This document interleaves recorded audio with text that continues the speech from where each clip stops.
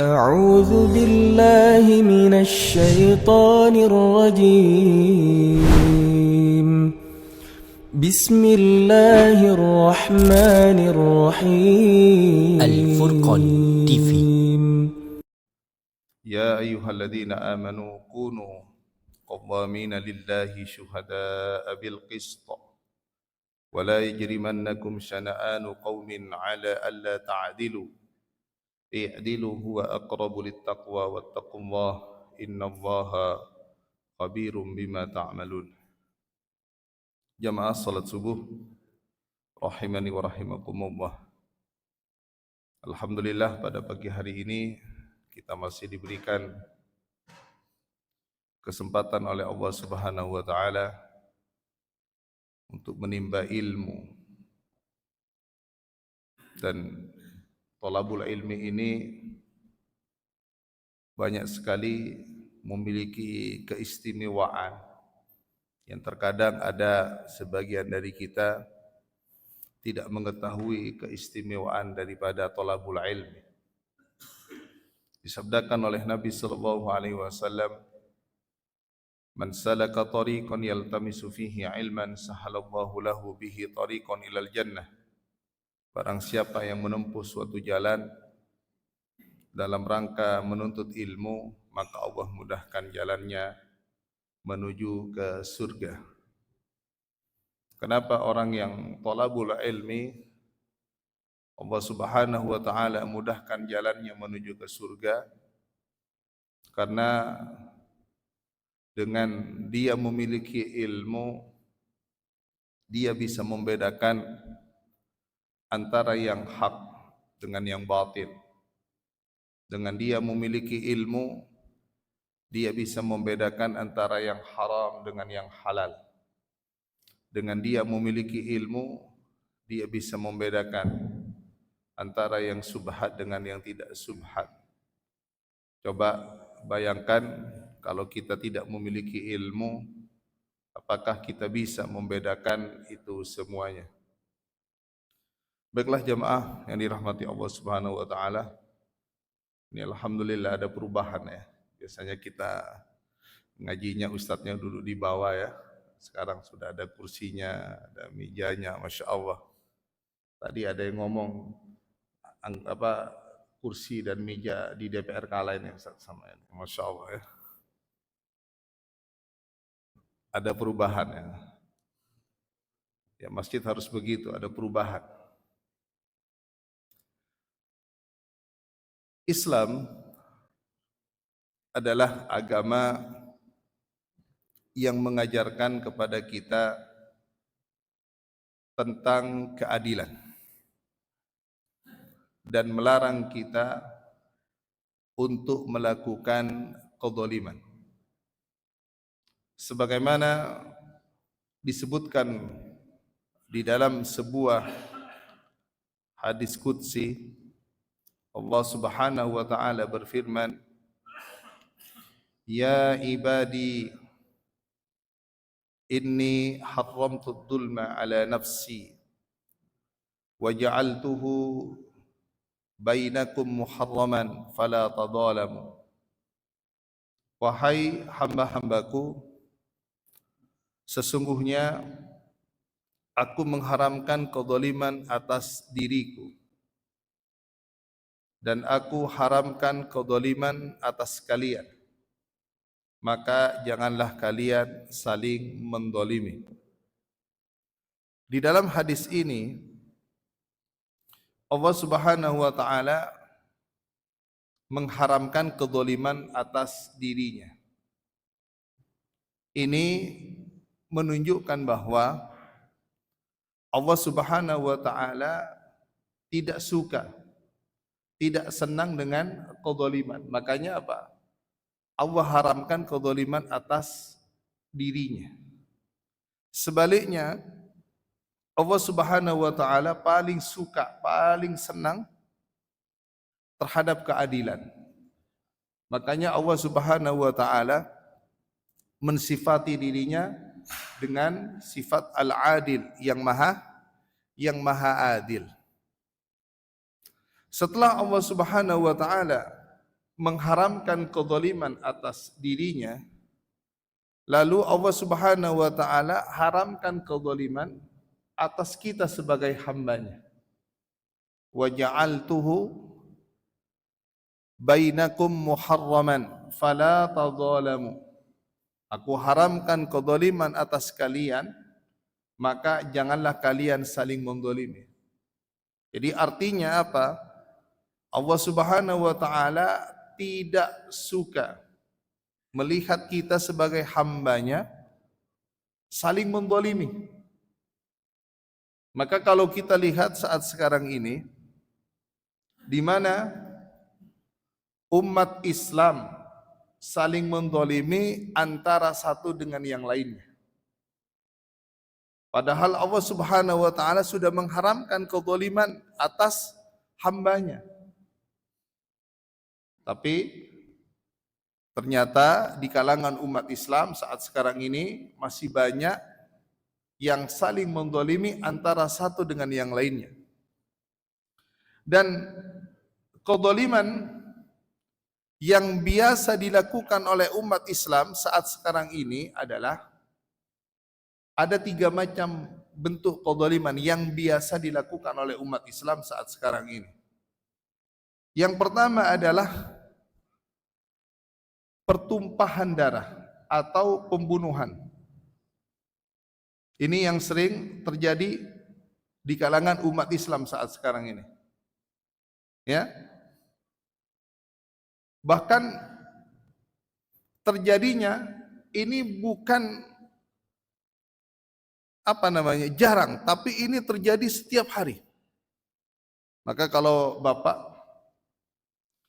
lihat di medsos saat sekarang ini, yang namanya kasus pembunuhan itu hampir terjadi setiap hari.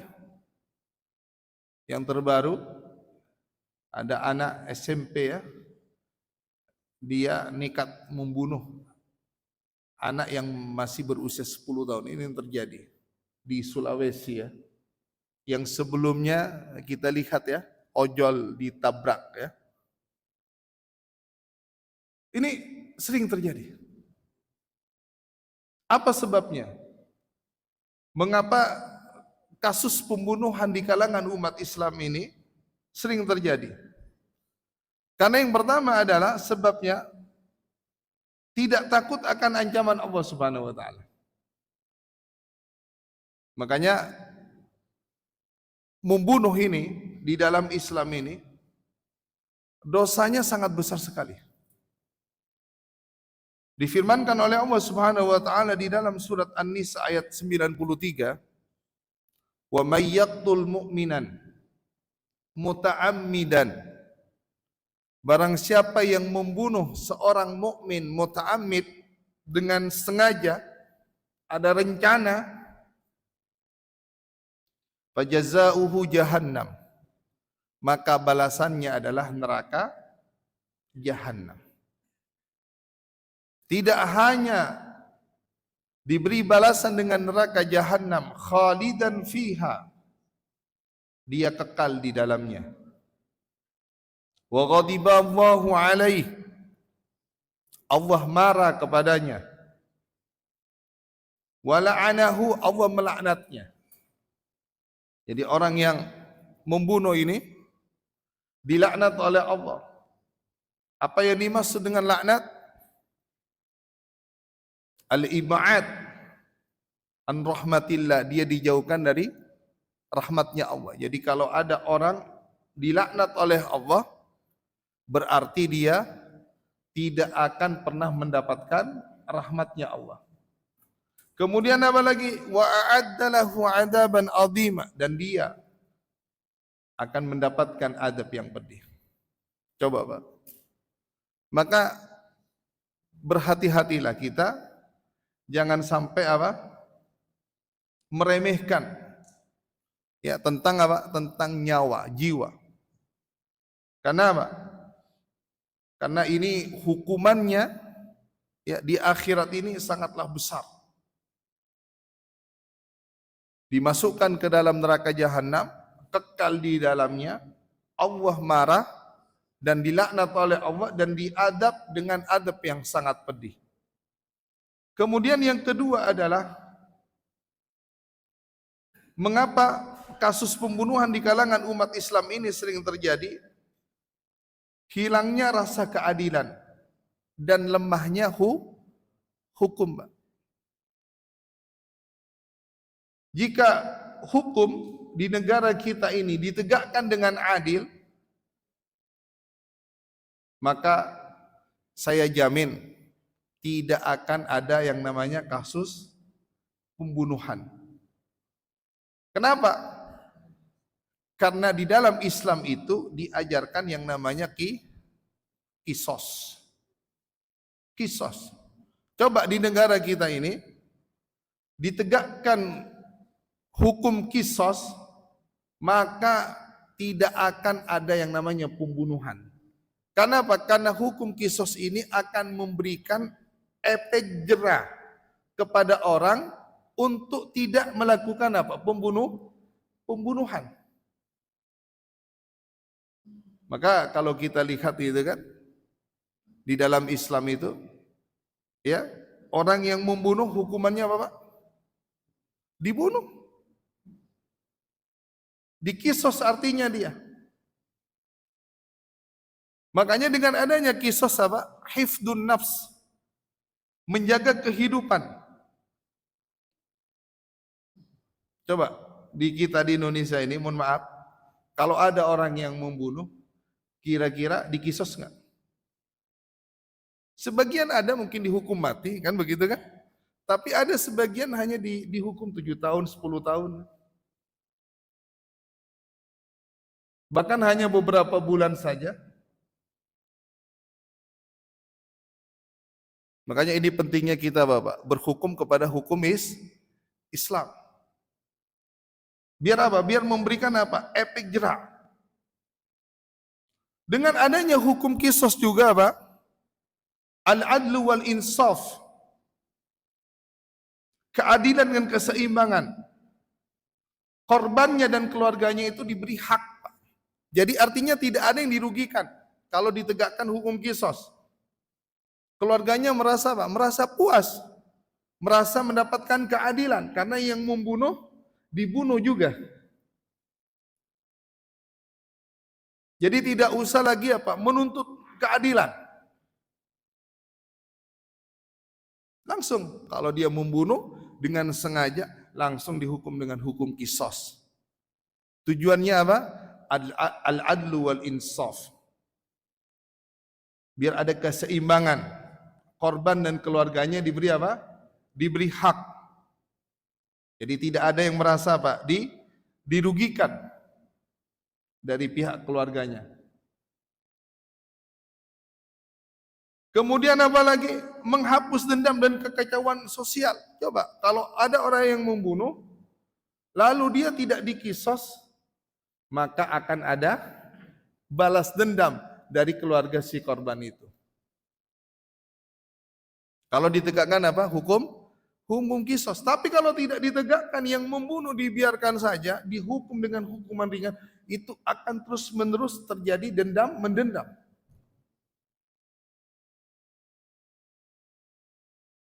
Ini kan ada kejadian di Jawa Timur. Ada seorang, dia membunuh bapaknya. Bapaknya meninggal, dibunuh. Lalu yang membunuh itu dihukum, tapi tidak dihukum seumur hidup, hanya beberapa tahun. Setelah dia keluar dari penjara, dibunuh oleh anaknya.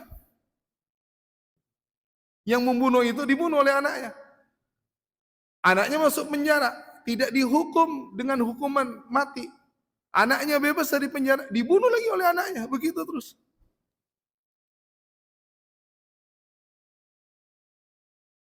Makanya jangan main-main dengan apa? Dengan nyawa.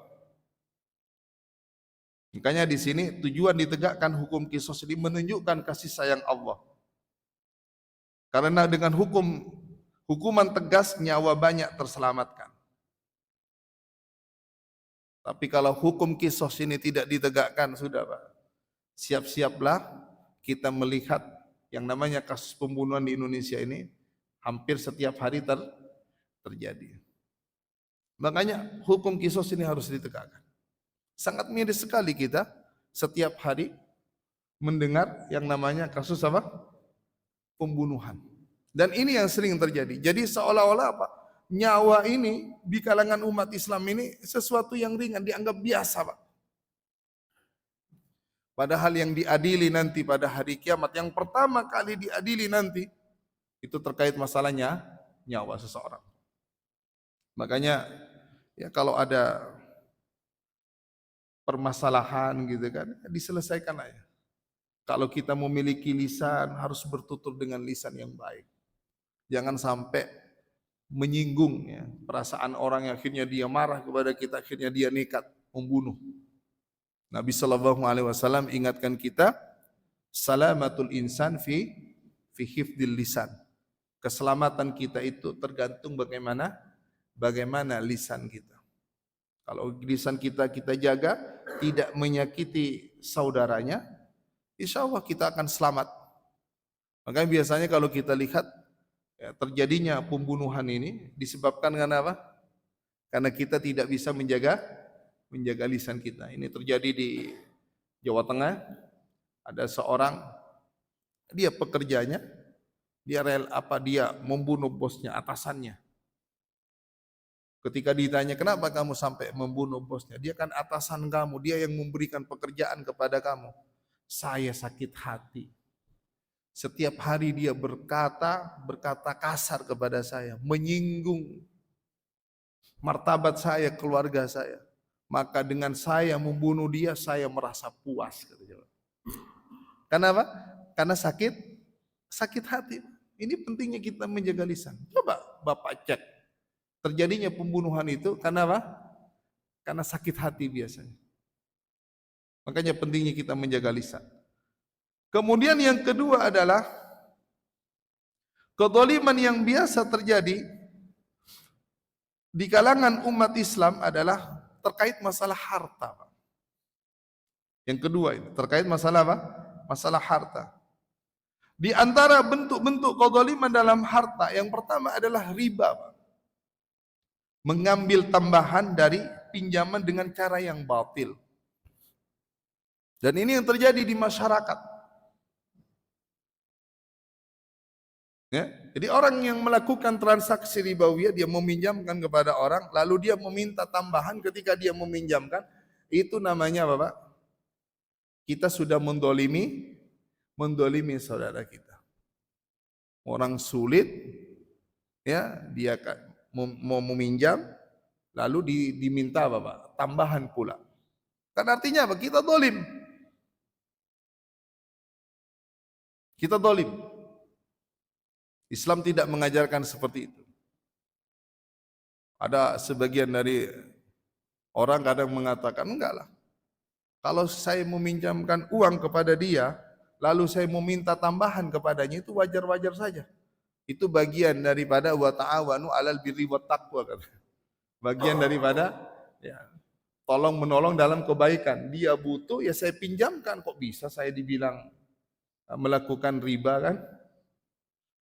Tambahannya itu yang jadi masalah. Maka kalau kita meminjamkan sesuatu kepada orang, sudah tidak usah ada tambahan-tambahannya. Kalau ada tambahannya itu berarti kita berbuat zalim kepada dia, Pak.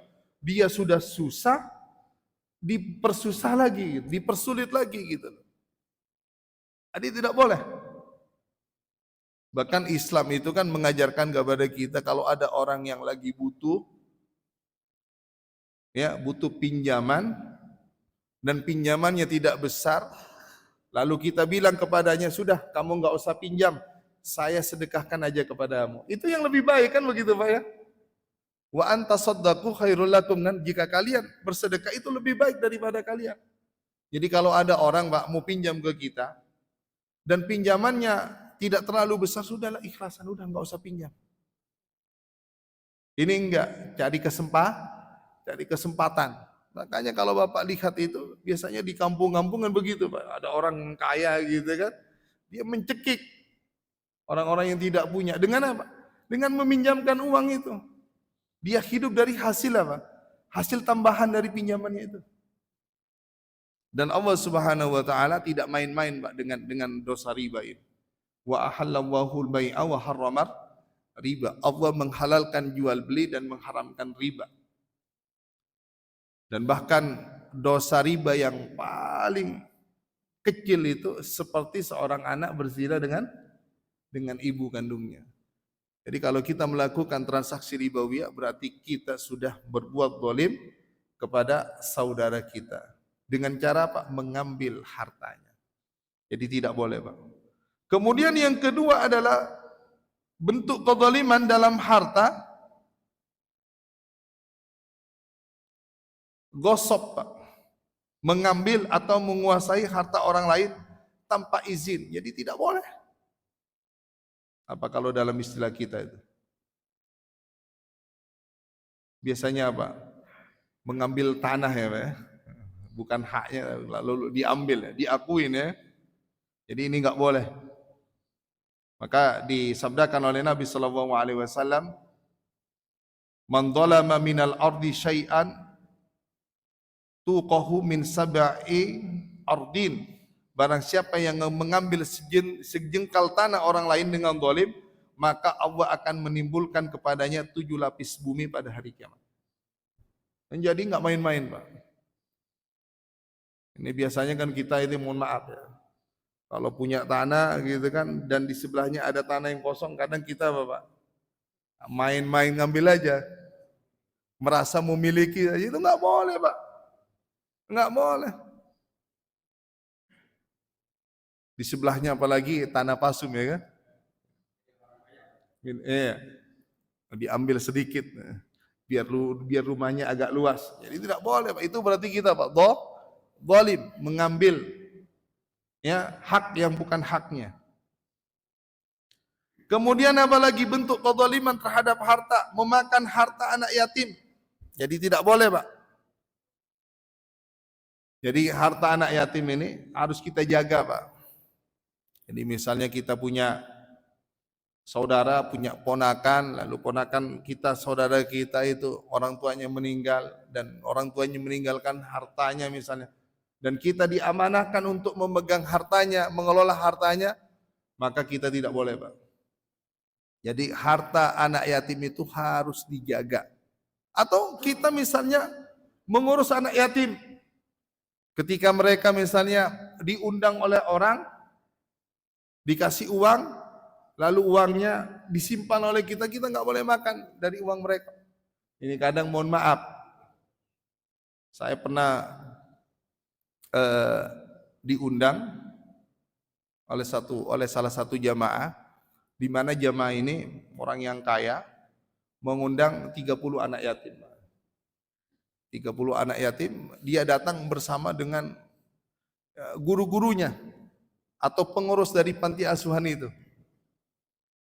Benar, Pak, setelah acara selesai, itu ketika mereka keluar, langsung Pak dari pihak pengurusnya, sini uang yang kalian dapatkan, sini kumpulkan semuanya. Dan saya mendengar begini Pak, ucapan begini, ini bukan hak kalian, ini hak kita katanya. Kalian hanya perantara saja katanya. Sini kumpulkan. Ya kalau hak mereka, kalau kita hanya mengamankan, mungkin karena mereka masih kecil, ya diamankan, tapi jangan diambil. Ini dosa besar ini Pak. Enggak boleh diambil. Dan ini sering terjadi. Innal ladzina ya'kuluna amwalal yatama dzulman innama ya'kuluna fi butunihim nara wa sayaslawna sa'ira. Sesungguhnya orang-orang yang memakan harta anak yatim secara zalim, sebenarnya mereka itu menelan api dalam perutnya dan mereka akan masuk ke dalam api yang menyala-nyala, maksudnya neraka. Jadi tidak boleh. Tidak boleh. Kemudian bentuk kezaliman terkait masalah harta, menipu dalam jual beli. Ini hati-hati nih yang suka bisnis. Maksudnya apa? Menyembunyikan cacat barang, mengurangi takaran dan timbangan. Tidak boleh. Kalau kita mau menjual sesuatu, ya kita sebutkan yang kita jual ini ya, ada kekurangannya misalnya, ada kelebihannya, sebutkan, jangan sampai orang merasa tertipu. Dan ini sering begitu kan Pak, oh ini barangnya bagus, ternyata ketika dibuka, mohon maaf, barangnya tidak bagus, banyak yang rusak. Ini sama saja kita apa? Berbuat zalim kepada saudara kita. Makanya Allah Subhanahu wa taala ingatkan kita, wailul lil mutaffifin. Celakalah bagi orang yang curang dalam hal transaksi, menimbang, menakar dan sebagainya. Tidak boleh, Pak. Harus jujur. Karena kalau kita berjualan, jujur, insya Allah berkah jualan kita. Jangan menipu, Pak. Yang terkadang ada orang, mohon maaf, ketika berjualan dia suka menipu agar dagangannya laris. Harus jujur, Pak, biar berkah jualan kita. Biar kita tidak diancam oleh Allah Subhanahu wa taala dengan wailun, celaka. Maka kata ulama itu wailun itu nama daripada neraka. Jadi orang yang curang di dalam menimbang, menakar atau menipu di dalam berjualan itu diancam dengan neraka, wailun. Maka harus jujur, Pak. Kemudian apa lagi? Bentuk kezaliman terkait masalah harta, mendolimi dalam warisan. Dulmun fil mirath. Yang dimaksud mendolimi dalam warisan adalah menghalangi ahli waris yang berhak mendapatkan bagiannya, baik dengan cara apa? Tidak memberikan sama sekali. Hati-hati ini, Pak. Jadi jangan mentang-mentang kita misalnya anak tertua, lalu ketika kita mendapatkan warisan dari orang tua kita, lalu hartanya diambil oleh kita semuanya dan adik-adik kita nggak dikasih. Karena yang sering terjadi begitu, Pak ya. Coba kalau kita lihat kenapa banyak di antara saudara sekarang tidak akur, ya, suka berantem gara-gara apa biasanya, Pak? Gara-gara warisan.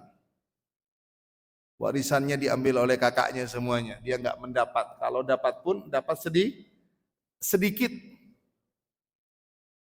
Maka harus dibagi secara waris. Dan ada orang kadang, mohon maaf, ketika orang tuanya meninggal, anak-anaknya ingin warisannya dibagi sama. Antara laki-laki dan perempuan mintanya apa, Pak? Sama. Ini tidak boleh juga, Pak. Berarti kita sudah melakukan qadzalimah. Jadi hati-hati, Pak. Karena kenapa? Karena Allah Subhanahu wa taala ini sudah apa? Sudah membagi terkait masalah warisan. Anak laki-laki dapat berapa, anak perempuan dapat berapa. Istri dapat berapa, suami dapat berapa. Itu kan sudah dibagi, Pak. Jadi tidak boleh kita mengambil yang bukan hak kita. Itu namanya kita sudah berbuat zalim. Ini pakai nyalain Allah lagi. Allah nggak adil katanya. Kenapa anak laki-laki ini lebih besar daripada anak perempuan? Kan begitu yang terjadi kan?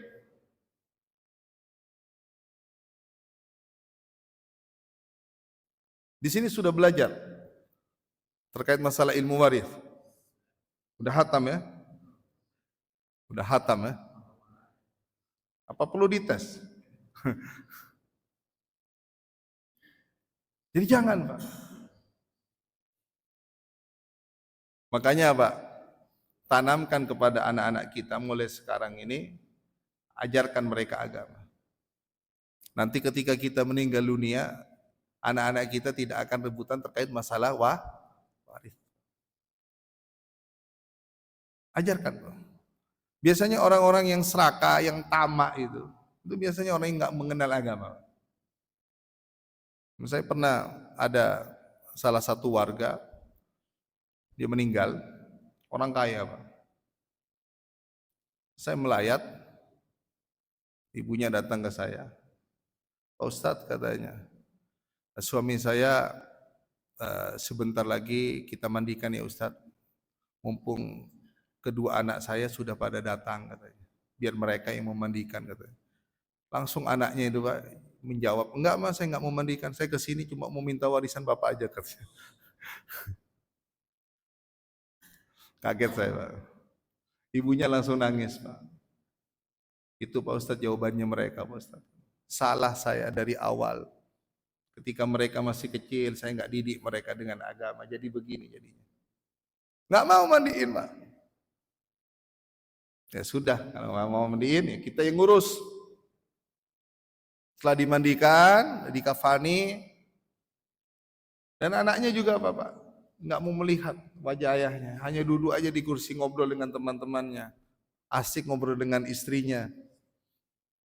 Setelah dibawa ke masjid, tetap ibunya, ayo nak kamu yang mau mimpin imam, mungkin nggak, biar Pak Ustadz aja.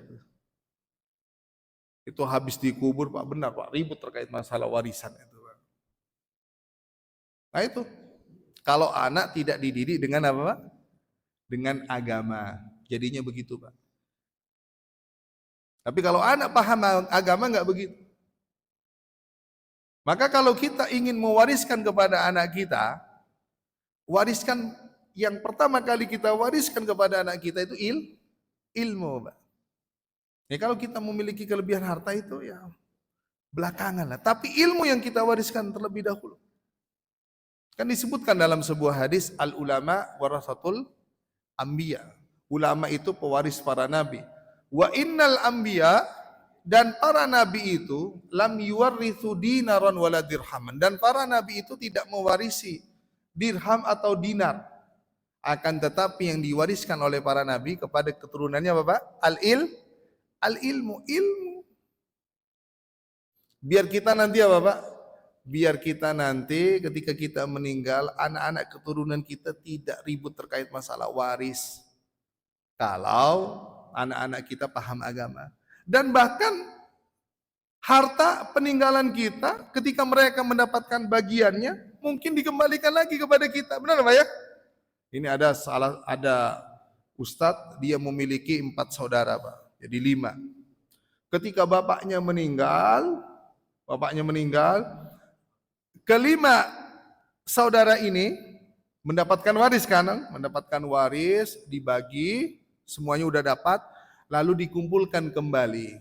Setelah mereka mendapatkan waris dikumpulkan kembali, ya, habis itu dibelikan tanah, dibangunkan masjid atas nama orang tuanya. Gitu Pak yang keren.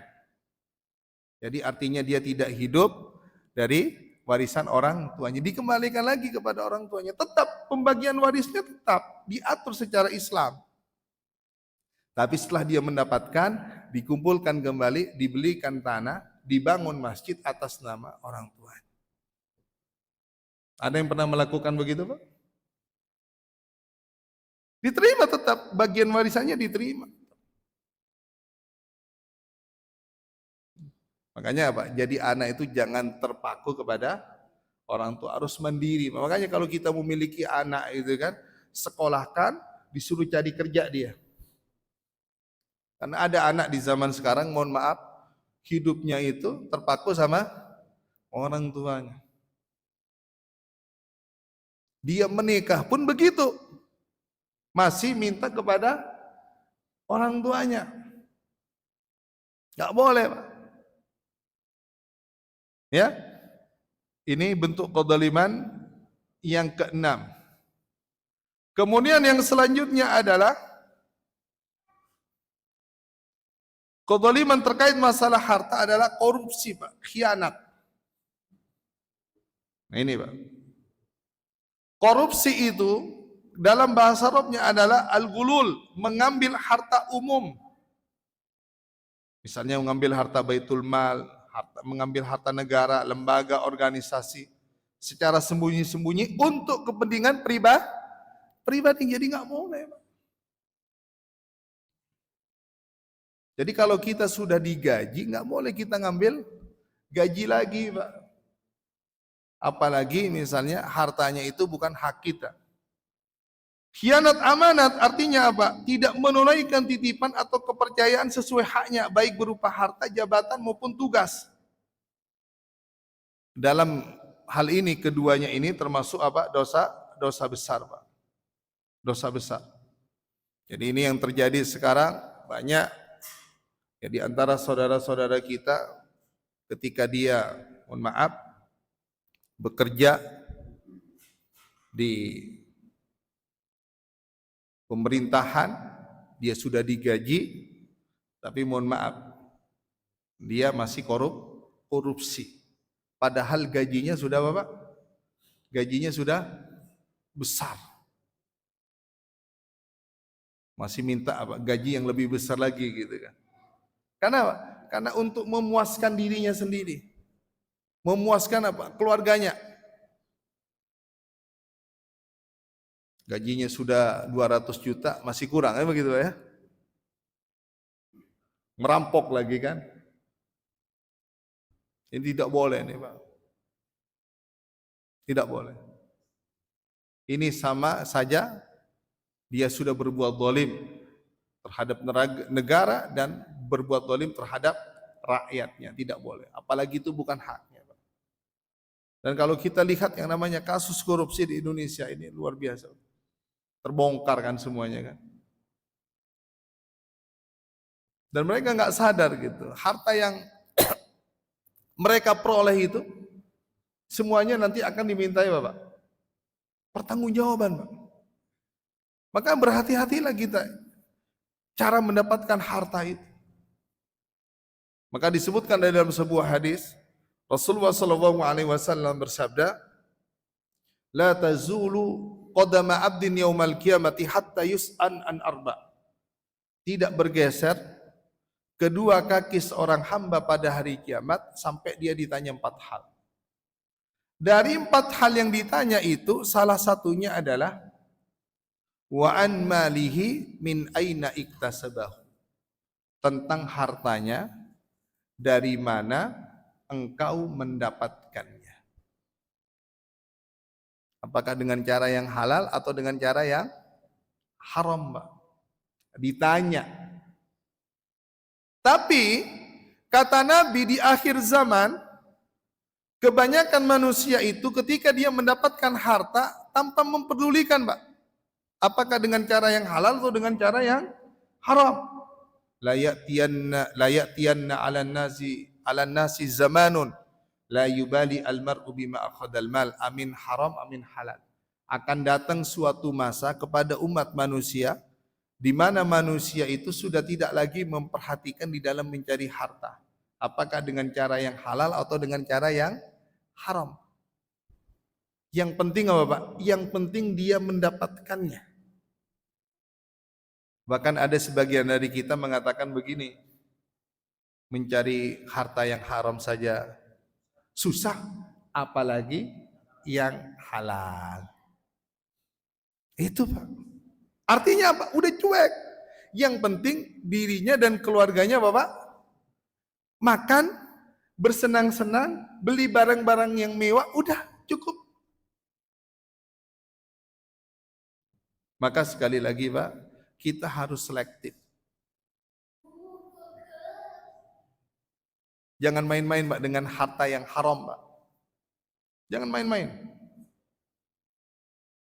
Apalagi ya, Pak, harta yang kita peroleh itu kita akan kasihkan ke siapa? Ke istri dan ke anak-anak kita, Pak. Kasihani mereka. Tapi istri yang soleha itu biasanya kalau suami itu dapat uang dan uangnya itu tiba-tiba ngasihnya besar kepada istrinya. Istri yang soleha biasanya nanya, Pak, "Pak, ini uang apa ini, Pak? Kok banyak Papa ngasihnya ke saya? Halal enggak?" Itu istri yang soleha begitu, dia nanya, Pak. Tapi kalau istri yang tidak soleha gimana, Pak? Kurang banyak, Pak, kurang banyak. Tanpa mempertanyakan apakah yang diperoleh itu, yang dikasihnya itu mau halal mau haram. Cuek.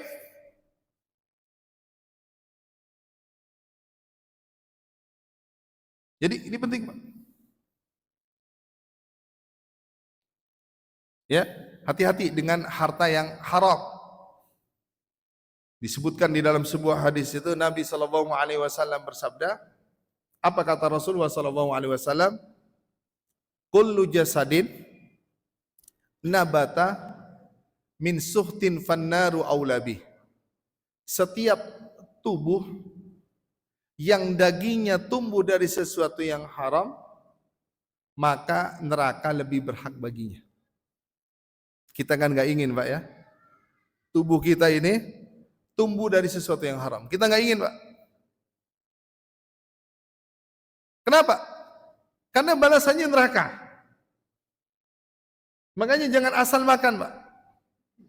Jangan asal mendapatkan uang. Pastikan yang kita peroleh ini halal atau haram. Kemudian apa lagi?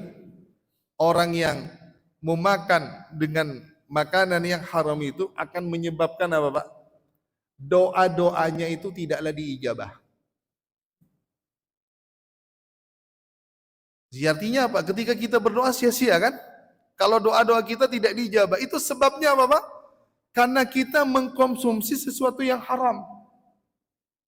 Makanya disabdakan, pernah diceritakan oleh Nabi Shallallahu Alaihi Wasallam. Hadis ini diriwayatkan dari Abu Hurairah radhiyallahu anhu. Pernah pada suatu ketika Nabi Shallallahu Alaihi Wasallam menceritakan tentang seseorang yang mengadakan perjalanan panjang. Tsumma dzakara rajul yutilus safar. Saking panjangnya perjalanannya, asy'atha wa aghbara. Rambutnya kusut, mukanya kusam. Tsumma yamuddu yadayhi ilas sama'. Lalu orang ini mengangkat kedua tangannya ke langit. Dijelaskan oleh Imam An-Nawawi. Siapa Pak Imam An-Nawawi? Penulis kitab Riyadhus Shalihin. Siapa yang biasa ngisi di sini? Ustaz Dasrul, Pak. Nah, Bapak jangan kalah sama saya. Jangan kalah sama saya. Riyadhus Shalihin, ya. Sudah nyampe Bapak-bapak? Udah, yang paling penting Bapak tahu aja lah, ya. Panjang kalau ditanya. Ustaz Dasrul, ya. Jadi dijelaskan oleh Imam An-Nawawi bahwa orang ini sedang melakukan safar untuk melakukan ibadah umroh. Berdoanya mengangkat kedua tangannya itu, Pak, di depan Ka'bah.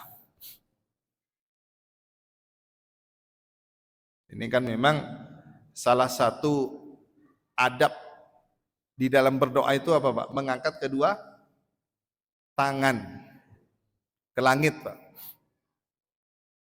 Fayaqul, lalu orang yang diceritakan oleh Nabi ini, ya Rabbi, wahai Tuhanku, wahai Tuhanku. Jadi dia nyebut, Pak, memohon kepada Allah. Memintanya di mana? Di depan Ka'bah. Tapi Nabi Shallallahu Alaihi Wasallam berkata kepada para sahabatnya, doa-doanya tidak diijabah. Para sahabat pada saat itu terkejut, Pak, mendengar Nabi Shallallahu Alaihi Wasallam mengatakan apa? Doa-doanya tidaklah diijabah. Akhirnya apa? Ada di antara mereka para sahabat pada saat itu memberanikan diri bertanya kepada Nabi, ya Rasulullah, mengapa doa-doanya tidak diijabah? Padahal orang ini sedang safar. Dan safarnya melaksanakan ibadah umroh pula. Kenapa doa-doanya tidak diijabah? Bukankah engkau pernah berkata, Thalathu da'awat mustajabat la syakka fihinna. Ada 3 doa yang tidak pernah Allah tolak. Pasti doanya dikabulkan. Salah satunya adalah dakwatul musafir, doanya orang yang bepergian. Orang ini, wahai Rasulullah, yang engkau ceritakan sedang safar.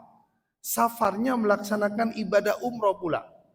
Berdoanya mengangkat kedua tangannya di depan Ka'bah, kenapa doanya tidak dijabah? Nabi SAW menjawab, wa mat'amuhu haram, wa mashrabuhu haram, wa malbasuhu haram, wa gudiya bil haram, fa anna yustajabu bidzalik. Bagaimana mungkin doa-doanya dikabulkan? Makanannya dari yang haram, minumannya dari yang haram, pakaiannya dari yang haram, diberi makan dari sesuatu yang haram. Jadi hati-hati Pak. Jadi yang pertama, kalau kita mengkonsumsi dari sesuatu yang haram, maka kita akan dimasukkan ke dalam neraka. Kullu jasadin nabata min suktin fannaru aula bih. Setiap daging, setiap tubuh yang dagingnya tumbuh dari sesuatu yang haram, maka neraka lebih berhak baginya. Yang kedua, menyebabkan apa? Doa-doa yang kita panjatkan itu tidaklah diijabah oleh Allah Subhanahu wa taala. Sekali lagi, kita harus lebih selektif lagi di dalam memperoleh, di dalam mencari harta. Ya, itu penting, Pak. Jangan asal kita mengambil harta. Jangan asal, mohon maaf, ingin apa? Ingin karena gengsinya tinggi, ya, dia seenaknya aja korupsi.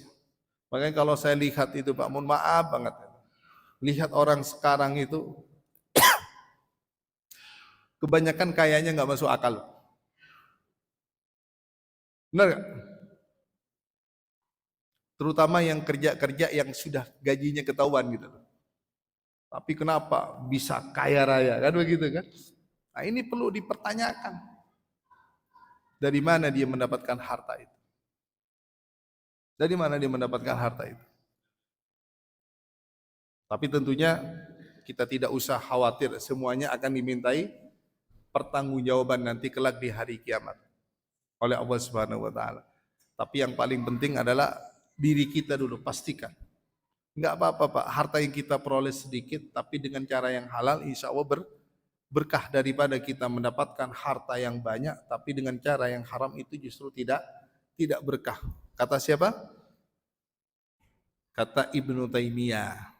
Jadi beliau mengatakan seperti itu. Jadi enggak apa-apa memperoleh harta yang sedikit, tapi dengan cara yang halal itu lebih berkah Pak. Kasih ke keluarga kita, kasih ke anak kita. Jangan terlalu, mohon maaf, gengsi kita terlalu tinggi ya. Syukurin yang kita dapatkan. Syukurin. Jangan karena apa? Gengsi tinggi, ego tinggi, akhirnya kita ya menuruti apa? Keinginan kita, hawa nafsu kita. Hanya untuk beli apa ya barang-barang yang mahal ya. Makanya Islam kan mengajarkan kepada kita, Pak. Apa yang diajarkan oleh Islam? Lihatlah orang yang berada di bawah kita. Agar kita apa? Agar kita pandai bersyukur, Pak. Jangan melihat orang yang berada di atas kita. Biar apa? Biar kita, kalau kita melihat orang yang berada di atas kita, kita yang ada Pak, iri Pak. Dengki kita. Kurang bersyukur kita.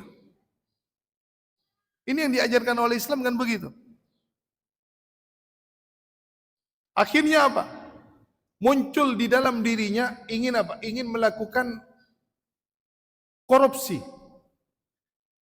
Ingin apa? Ingin mendapatkan uang yang banyak tanpa memperhatikan caranya. Karena apa? Karena iri. Kalau iri kan begitu, Pak. Orang itu bisa saja melakukan apa saja.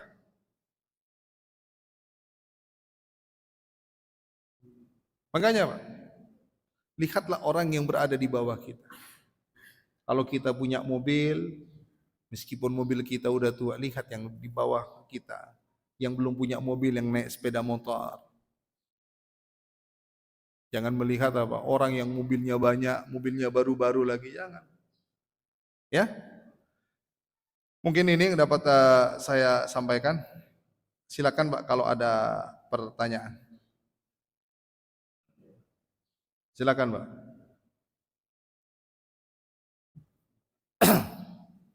Ini Masya Allah ya, ngaji, ada tehnya, ada kuenya ya, Masya Allah.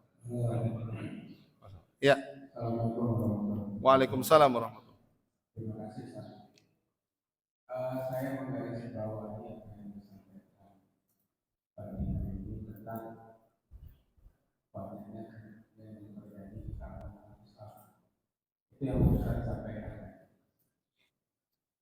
bahwa pertemuan itu terjadi di kalangan umat Islam.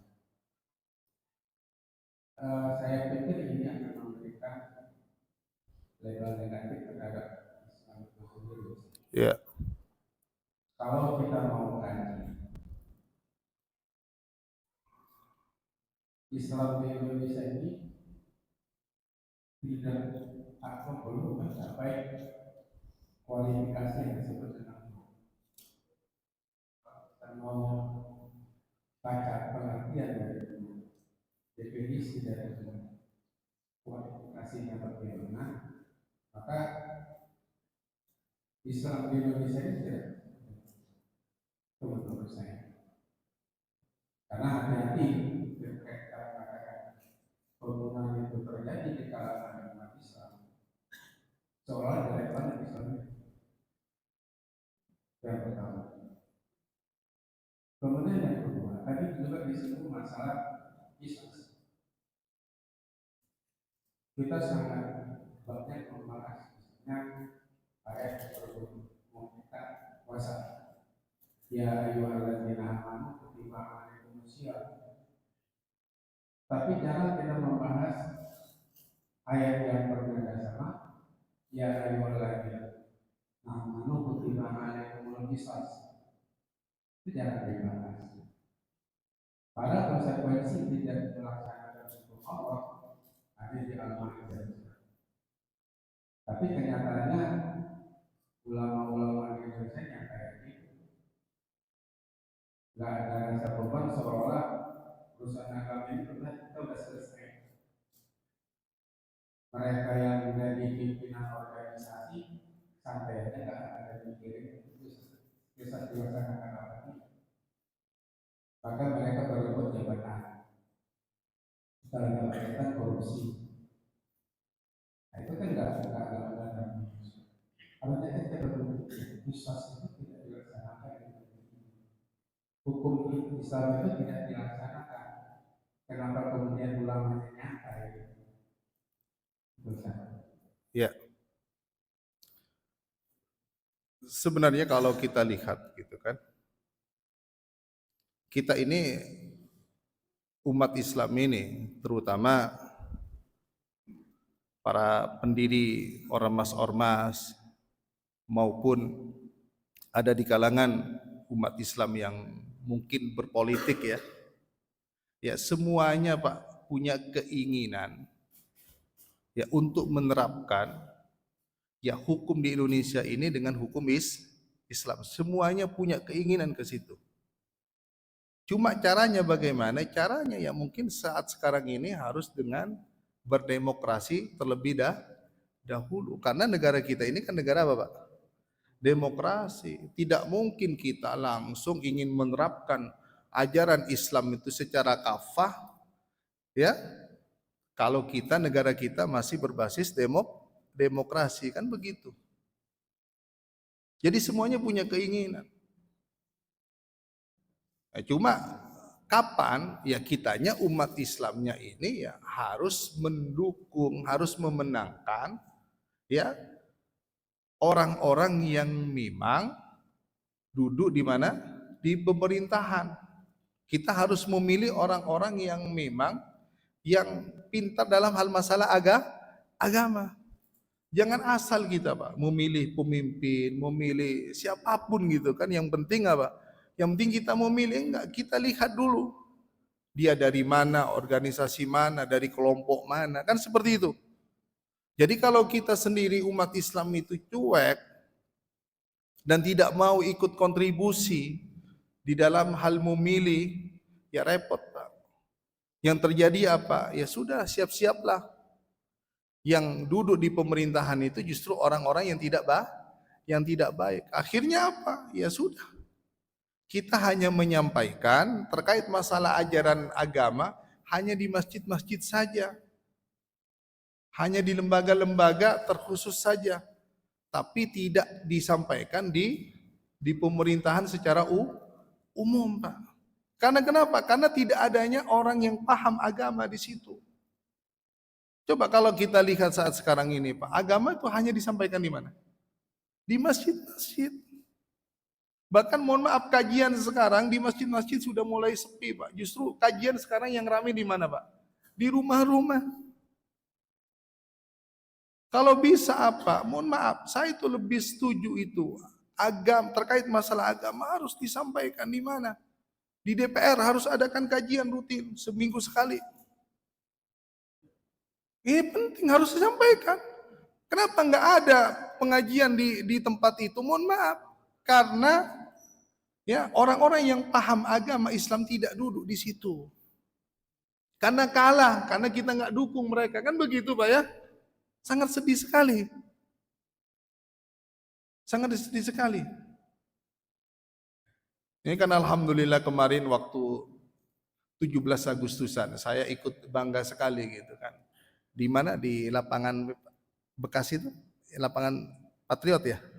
Nah, itu Pak Wali kotanya itu mengadakan apa di situ Pak? Mengumpulkan para ulama di situ kan, bikin kajian di situ Pak, di depan itu Pak. Nah, yang hadir banyak juga. Harus begitu. Ya, pemimpin-pemimpin kita ini harus diceramain Pak, sesekali Pak. Iya, kalau Bapak lihat di Maroko itu Pak, di Maroko, saya dapat informasi dari dosen dulu di Libya itu. Ada saya memiliki dosen namanya Dr. Yusuf Siddiq, beliau pakar fikih, beliau jebolan Maroko, S2, S3-nya di Maroko, ngajar dulu di Libya. Beliau itu ketika jadi mahasiswa di Maroko itu para pemimpin-pemimpinnya itu Pak, para petinggi-petinggi negaranya di situ Pak, itu setiap bulan sekali mereka duduk di bawah, mereka mengundang ulama-ulama besar di situ. Tujuannya apa? Agar ulama-ulama itu memberikan nasihat kepada mereka. Jadi seperti itu Pak. Ya. Kemudian yang kedua adalah, kenapa saya bahas terkait masalah umat Islam di Indonesia? Karena memang yang banyak melakukan kezaliman itu rata-rata dari sebagian kalangan umat Islam itu sendiri. Coba Bapak, yang korupsi-korupsi itu, ya, yang berbuat kezaliman itu, coba lihat agamanya, mayoritas apa Pak? Umat Islam. Jadi yang salah itu bukan agamanya Pak. Agamanya ngajarkan yang benar, tapi orangnya yang beragama Islam itu yang salah. Dia tidak mengamalkan ajaran Islam. Kenapa Pak? Bisa terjadi karena mungkin di dalam dirinya tidak memiliki iman. Maka kan ada seorang Arab Badui datang kepada Nabi kan. Wahai Rasulullah, saya beriman. Kata Nabi apa? Diperintahkan oleh Allah, sampaikan kepada mereka. Mereka belum beriman, mereka baru berislam. Ya jangan-jangan kita ini baru berislam belum beriman Pak. Karena kalau orang beriman benar-benar Pak, tidak mungkin melakukan itu semuanya. Makanya yang menarik adalah ketika Bapak membaca ayat-ayat Al-Quran, coba diperhatikan. Kalau Allah mengawali ayatnya dengan ya ayyuhalladzina amanu, perhatikan ayat setelahnya. Maka kata Ibnu Mas'ud radhiyallahu anhu, beliau berkata, kalau Allah Subhanahu wa taala memanggil ya ayyuhalladzina amanu, dengarkan dengan baik. Perhatikan, dengarkan dengan baik, lihat dengan baik. Kata setelahnya. Pasti kata setelahnya kalau tidak ada kata perintah, pasti ada kata larangan. Ya ayyuhalladzina amanu, perhatikan kata setelahnya, kalimat setelahnya. La ta'kulu amwalakum bainakum bil batil. Wahai orang-orang beriman, janganlah kalian makan harta dengan cara yang batil. Yang dipanggil ya ayyuhalladzina amanu. Terkait masalah hukum qisas misalnya. Ya ayyuhalladzina amanu, wahai orang-orang yang beriman, kutiba alaikumul qisasu fil qatlah. Jadi yang dipanggil bukan orang-orang Islam, tapi yang beriman, Pak. Karena orang Islam ini, mohon maaf, belum tentu memiliki iman yang sempurna. Kalau orang yang hatinya benar-benar beriman, Pak, nggak mungkin yang melakukan kezaliman, nggak mungkin. Takut dia Pak kepada Allah Subhanahu wa taala. Makanya kalau kita pernah belajar hadis Arba'in An-Nawawiyah, Kan di situ kan ada 3 tingkatan kan. Islam dulu, setelah itu apa? Iman, baru ihsan. Ah, sekarang pertanyaannya, Bapak berada di tingkatan yang mana? Apa jangan-jangan kita baru berislam, ya? Gimana tingkatan kita sekarang berada di mana? Sudahkah kita beriman atau level kita naik ke ihsan? Wah, itu jago lebih hebat lagi kalau Bapak levelnya di ihsan ini. Kalau orang-orang Indonesia levelnya sudah berada di tingkatan ihsan, sudah Pak, tidak akan rusak negara ini. Karena dia takut, oh kalau melakukan sesuatu Allah melihatnya. Merasa diawasi oleh Allah Subhanahu wa taala. Ya, ada lain? Cukup? Ya udah cukup Bapak, udah dapat ilmu, udah habis semuanya. Udah habis ya. Tehnya udah habis? Ya, Masya Allah. Saya jarang ya mendapat melihat jamaah yang sebahagia Bapak. Biasanya gitu kan kalau saya ngisi di masjid-masjid yang lain itu ya udah pulang itu tanpa perut ini Pak, berisi Pak. Kosong Pak ya. Ini Masya Allah di sini udah dapat ilmu, kemudian apa? Nah, dapat snack lah ya. Kalau bisa ini Pak, dirubah Pak, jangan gorengan Pak, tapi apa? Singkong ya kan? Rebus-rebusan ya. Rebus-rebusan. Nah, iya. Benar nggak Pak ya?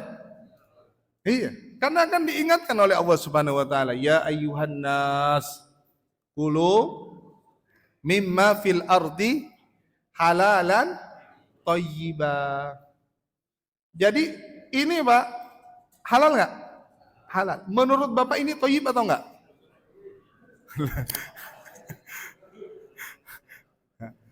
Ya enggak, saya cuma minta pendapatnya Bapak-bapak aja.